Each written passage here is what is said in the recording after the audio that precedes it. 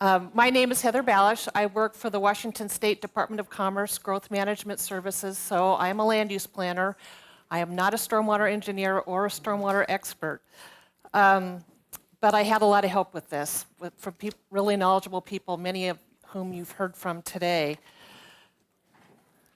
So I'm going to briefly, you've heard about the Growth Management Act and NPDES and salmon recovery and how this conversation came up in the context of this project, which is the Building Cities in the Rain Watershed Prioritization Guidance, and then end with some uses of the guidance.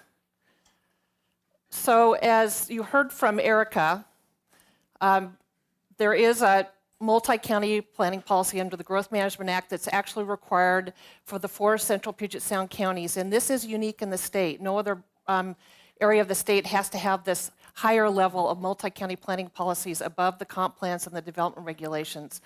And that is what Vision is. And as you just heard, they're looking at moving now from Vision 2040 to Vision 2050. So when I first started doing this presentation, we were anticipating 1.7 million people by 2040, and now it's going to be more than that. And as you heard, Vision is going to call for a transformation, a major transformation of how our communities grow over time. In interviews with federal, state, and local stormwater managers and planners, though, their response is consistent with Vision in that we have to, in order to accommodate future population growth, grow up and not out, to redevelop existing impervious areas rather than in greenfields, and to build those compact urban centers that should be linked by fast transit, reduce dependency on cars, and therefore reduce emissions and stormwater runoff. So this conversation kind of started in 2 places and then coalesced. One was Commerce actually had a near-term action under a previous iteration of the Puget Sound Action Agenda to go out and work with local governments on a regional level to identify barriers for recovery, which included water quality and focused on redevelopment and increased density. At the same time, the South Central LIO, where Erica actually participates on behalf of PSRC, they were having a similar conversation, and they had an NTA to that effect. And so when we were reaching out, asking if folks needed technical assistance to look at some of those barriers and possible solutions, they accepted the offer. And then at the same time, this issue was coming up in front of PSRC's Growth Management Policy Board. Former Tacoma Council member came to the board and said, you know, we're really having concerns about the ability of a developer to come in and develop, given there's a lot of challenges already to redevelop an already urbanized area, and there's at least the perception that stormwater adds another layer to that. And so then the question was, are the NPDES regulations contributing to developers deciding to build in greenfields or outside UGAs, or on the flip side, making projects that are below the densities we're really looking for? And as my predecessor, Tim Gates, on this project, he went around and spoke to folks. The real, what is he called, where's the beef, what were the flow control requirements, requiring restoration to forested standards. And this was news to somebody like me who's a land use planner, because under the Growth Management Act, you're required to protect existing conditions of critical areas. And so this really goes beyond that.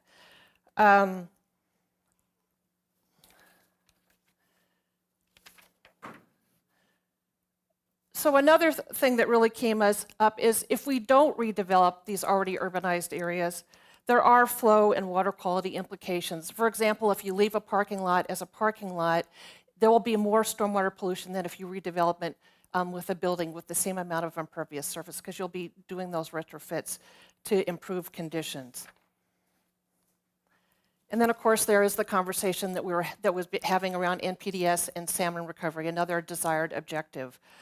And as we all know, if we try to, there's not enough money to redevelop everything at once. The predicted annual rate of mitigation of new and redevelopment in Puget Sound is 1.6% over a 30-year period, and this was based on the RIA 9 study that was done by King County.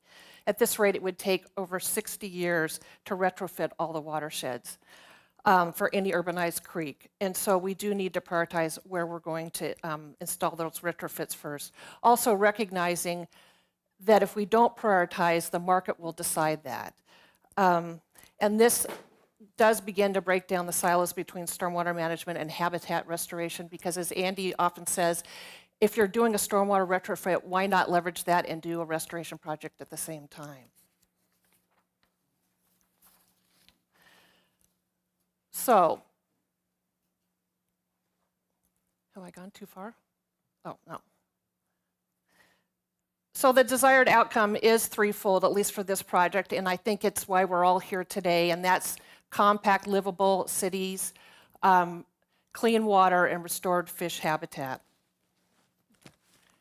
And that was really the basis for the Building Cities in the Rain project. It did focus on the regional growth centers that are designated by vision, but it could really be used for any community that's trying to manage growth and has designated urban centers in its jurisdiction.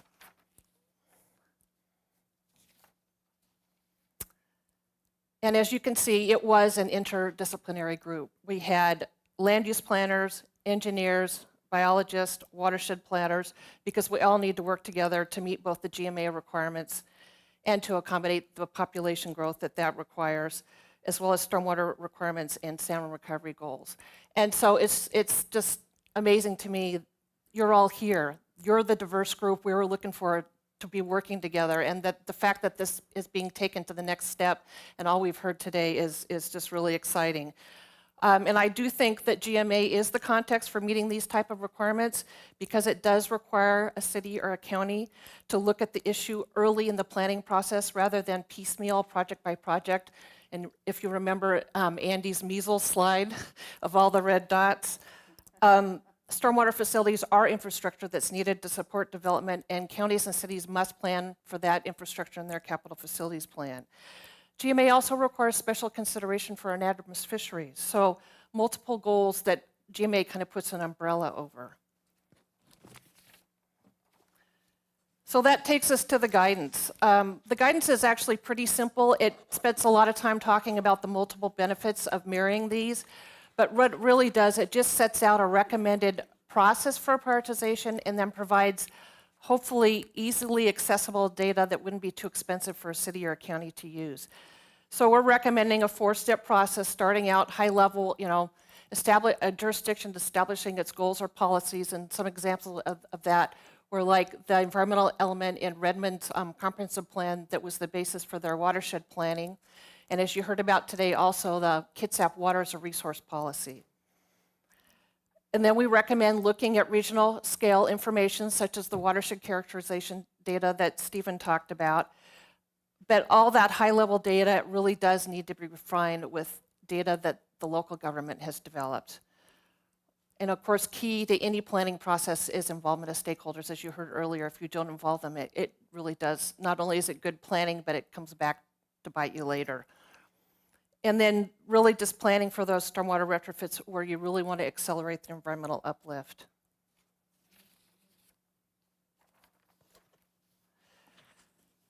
So there's kind of 3 steps on how we recommend you look at the data.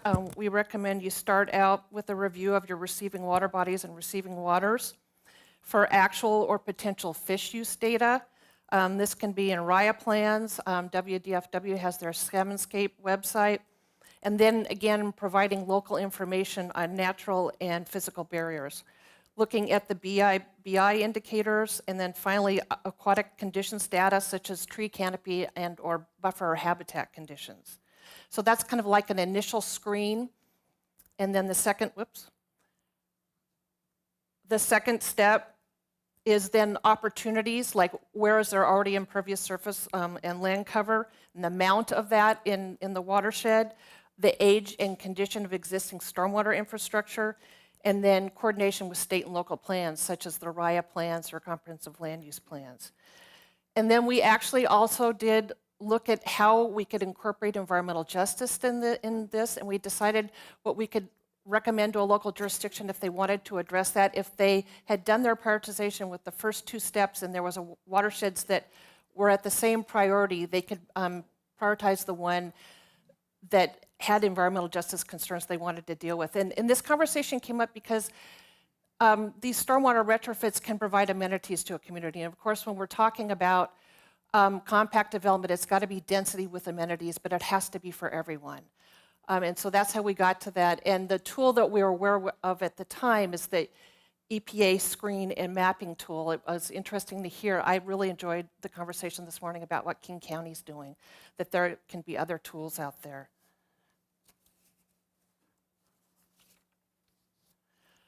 So uses for the prioritization, just basic basin planning for early capital facilities where you would want to put your stormwater retrofits first.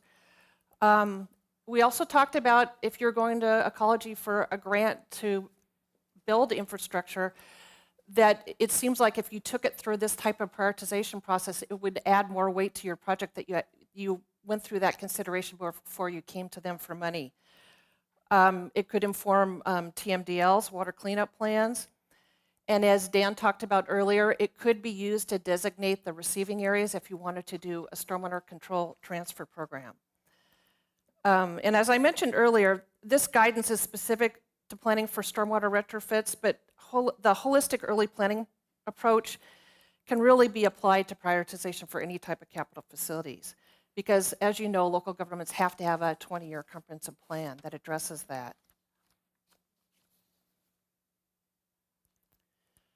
So the guidance is posted on our project website. There's also a link to Ecology's guidance. You have this in your materials, and it's posted on the Stormwater Center's webpage, but Ecology just redid their whole webpage like in the last month and a half. And so I spent several hours a couple of weeks ago updating the guidance so that you don't have any broken links. So they are going to reload it, but in the meantime, if you need, you can go directly to the project website. It's just easyview.wa.gov, Building Cities in the Rain.